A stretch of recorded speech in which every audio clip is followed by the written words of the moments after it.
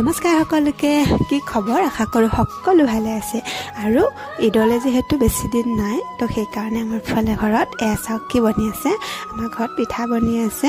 এই পিঠাটো যেহেতু শুকাব লাগিব হেতু কাৰণে আগতীয়াকৈ বনাই দিছো আৰু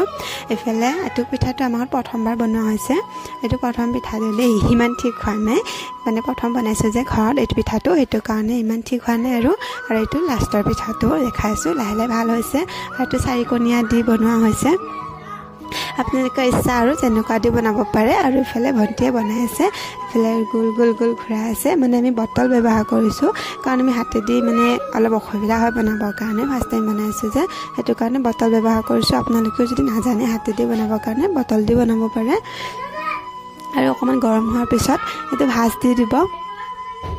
আপুনি দুভাজ দিয়ে চাৰি ভাজ দিয়ে তো আপোনালোকৰ ইচ্ছা আৰু দি দিব বেছিভাগ এটো তিনি ভাগে এৰকম তিনি কণিয়াই দিয়া দেখা পাও মই হেতু কাৰণে আমিও তিনি কণিয়া দিয়ে বনাইছো আৰু এই যে বাইডাল দেখিছে এতে কাপোৰ মিলাই লোৱা হৈছে তেলটো মিলাবৰ কাৰণে তাৱাখনত তেল দিয়াৰ পিছত বাইডালে দি মানে তেলটো চাৰিফালে মিলাই লোৱা হয় ভালকে আৰু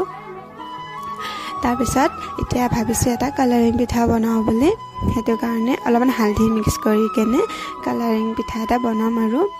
এফালে এটা কালাৰিং পিঠা বনি আছে সেন খুৰাই গলে হল আৰু তাৰ পিছত অকমান গৰম হোৱাৰ পিছত এটো যেতিয়া গৰম হ'ব মানে অলপ লাহে শুকাই আহিব তেতিয়াহে মানে এটো কালাৰটো উঠে দেখিছেনে কালাৰটো ধুনীয়াকৈ উঠি আহিছে এতিয়া মানে পিঠাগুৰিখিনিত কালাৰটো নুঠে ইমানকৈ তাৱাত দিয়াৰ পিছত গৰম হোৱাৰ পিছতহে কালাৰটো ধুনীয়াকৈ দেখা পোৱা যায় দেখিছে এতিয়া ধুনীয়াকৈ কালাৰটো উঠি আহিছে ফাজ কৰি কেনে এতিয়া হৈ দিম আৰু আপোনালোকে জনাবচোন আপোনালোকে এই পিঠাটো কি বুলি কয় না কি নাম বুলি কয় আমিতো এটো জেং পিঠা বুলিয়ে কওঁ আৰু এটো বনাই গৈছে বটলেৰে আৰু এটো হাতে দি এটা ট্ৰাই কৰিছিলো হাতে দি হাতৰটো ইমান ধুনীয়া হৈছে চাওকচোন বাৰু